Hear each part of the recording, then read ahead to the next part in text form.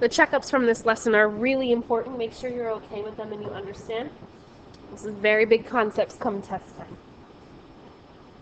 We're going to finish complex numbers today. There's a reason we brought this entire complex number system up, and that's the quadratic formula.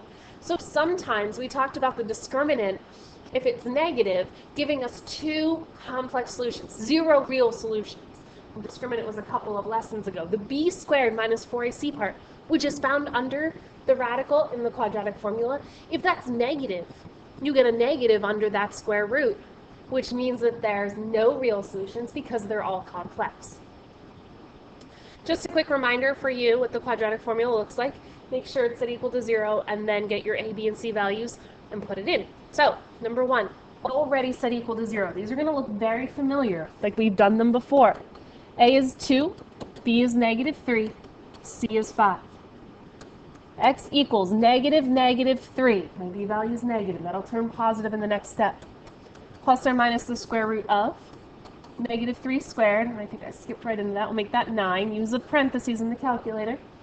Minus 4 times 2 times 5.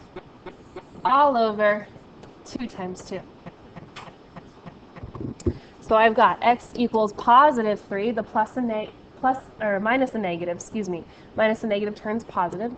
Plus or minus the square root of 9 minus 40 all over 4 means 3 plus or minus the square root of negative 31 over 4.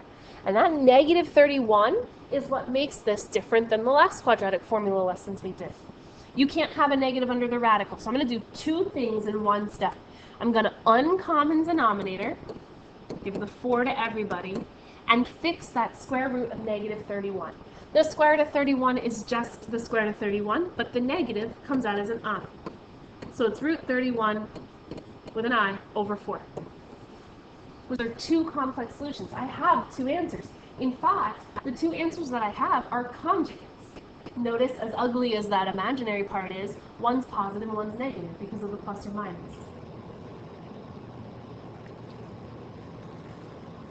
Number 2 is not ready for us to solve yet. We have to start by adding 2. If we add 2 to both sides, we get 3x squared minus x plus 2 equals 0. That makes my a value 3, my b value negative 1, and my c value 2.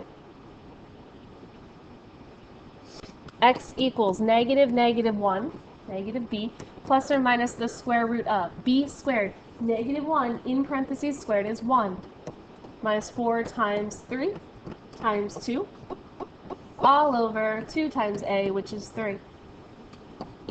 Negative 1 turns positive, plus or minus the square root of 1 minus 24. 4 times 3 times 2 is 24, all over 6. That's the same as 1 plus or minus the square root of negative 23. And there's that complex solution coming up. If I uncommon denominator and simplify, I get x equals 1 over 6 plus or minus I root 23 over 6. There are two answers there. One's plus, one's minus. They're conjugates.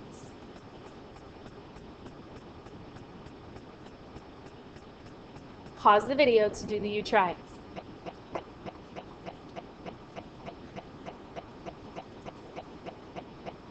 You'll notice that these are written out as two separate ones. You do not need to do that. Your answer can be negative 1/5 plus 4 minus 3/5 I. That's completely up to you. Today we solved quadratics using the quadratic formula and wrote the complex answers in simplified radical form.